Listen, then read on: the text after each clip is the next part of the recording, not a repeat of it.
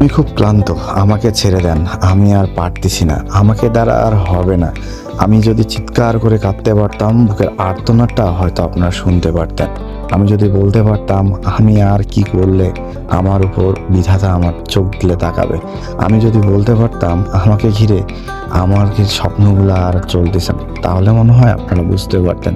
আমার মনে হয় শান্তর এই মনের কথাগুলো আমাদের শোনা উচিত, আমাদের জানা উচিত। মনোবীক্ষণ যন্ত্র লাগিয়ে আমার মনে হয় বিসিবির তার কথাগুলো শোনা দরকার। কারণ তিনি এখন এমন একটা অবস্থায় পড়তেছে যে অবস্থাটা থেকে বেরিয়ে আসার জন্য তিনি অনেক ধরনের রূপ গ্রহণ করতে পারে। একবার তিনি ব্যাটার শান্ত, একবার তিনি ক্যাপ্টেন শান্ত, একবার তিনি বোলার শান্ত, একবার তিনি কিপিং শান্ত। সব শান্ত ঘুরে ফিরে একটাই শান্ত এসে যাচ্ছে, জিরো শান্ত, যেখানে শান্ত তার নিজের দিনে একদম অফ ভাবে চলে যাচ্ছে। মাথা নিচু করে ছাড়া মাথা উঁচু করে শান্ত বেরোতে পারতেছে না। একটা সময় দেখা গেছে শান্ত যখন অনেক ট্রলের শিকার হচ্ছিল, তার দিকে মাশরাফি সাপোর্ট করছে, তামিম সাপোর্ট করছে, মুশফিক সাপোর্ট করছে, সবাই বোঝাইছে শান্ত ফিরবে, শান্ত পারবে। শান্ত ফিরছিল, শান্ত পারছিল, কিন্তু আবার যেন শান্ত অশান্ত হয়ে একদম নিভে গেল, কারণ শান্তর ব্যাটে রান নেই। এরপরেও শান্ত শুধু সমালোচনা ট্রলের শিকার হয়ে যাচ্ছে।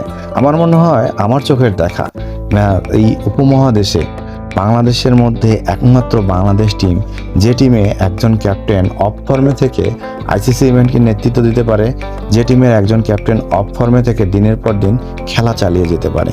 সেই শান্ত আজকে এমন একটা অবস্থায় পড়ে গেছে যে তিনি আর পারতেছে না নিজেকে নিতে। কেন জানে আমার মনে হচ্ছে, আমার মনে হয় শান্তর এটা একদম মনের কথা যে আমি আর পারতেছি না নিতে, এই কারণেই যে তিনি সব ক্ষেত্রেই ব্যর্থ। বিবিবিএল এর প্রতিটা ম্যাচে শান্ত ব্যর্থ।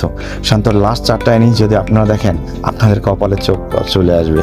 কারণ শান্তকে আমরা এভাবে দেখতে চাই না। এভাবে শান্তকে নিয়ে আর কত ট্রল করবেন, শান্তকে ঘিরে আর কত আপনারা সমালোচনার জন্ম দিবেন। 12, 37, 9, 20 এটা শান্তর বিবিবিএল এর স্কোর। তাহলে এখন আপনারা বলেন শান্ত ক্লান্ত কিনা? বিসিবিতে যারা হর্তাকর্তারা আছে, যারা নির্বাচক প্যানেল আছে, যারা সভাপতি পদে আছে বা যারা পরিচালক পদে আছে, শান্তর মনে হয় প্রশ্নের উত্তরটা দিতে দিতে তারাও আজ ক্লান্ত হয়ে গেছে। তারা মনে হয় পারছে না শান্তকে নিয়ে আর উত্তর দিতে। কারণ শান্তকে নিয়ে আর কত রে ভাই, এই প্লেয়ারটাকে নিয়ে আর কত? নেক্সট বিশ্বকাপে যদি শান্তকে নিয়ে প্ল্যান করা হয়, আমার মনে হয় বিসিবি ভুল করবে। নেক্সট টি20 ওয়ার্ল্ড কাপে যদি শান্তকে নিয়ে প্ল্যান করা হয়, আমার মনে হয় ভুল করবে। কারণ শান্তর জায়গাকে সরিয়ে দিয়ে লিটন কুমার দাসকে শান্তর জায়গায় নিয়ে আসা হচ্ছে, যিনি শান্তর মতোই একজন ব্যাটসম্যান। এক ম্যাচে রান করবে, 10 ম্যাচ ফ্লপ করবে। আসলে আমার মনে হয় এখানে শান্তর দোষ দিয়ে কোনো লাভ নাই। আপনি একটা জিনিস চিন্তা করেন, বাংলাদেশের যত বড় ক্রিকেটারই হোক, যত বড় সুপারস্টারই হোক, ধারাবাহিকভাবে 10টা সেঞ্চুরি আমরা লক্ষ্য করিনি।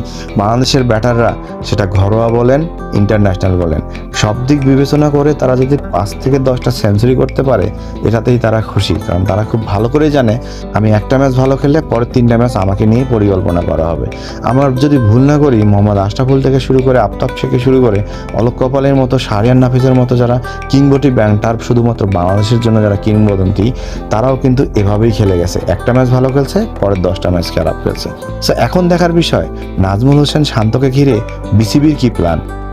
তাকে কি কমলার বনবাসের মতো পাঠানো হবে, নাকি তাকে সেই একাকিত্ব জীবন নির্বাসনে পাঠিয়ে একটু যন্ত্রমন্ত্র তন্ত্র দিয়ে তার ব্যাটে রান ফিরিয়ে নিয়ে আসার একটা চেষ্টা করা হবে? কারণ শেষ মুহূর্তে এসে মন্ত্র ছাড়া শান্তকে রানে ফেরার আর কোনো পদ্ধতি আমি অন্তত দেখতেছি না। সো আপনারা কি ভাবতেছেন অবশ্যই কমেন্টে জানিয়েন।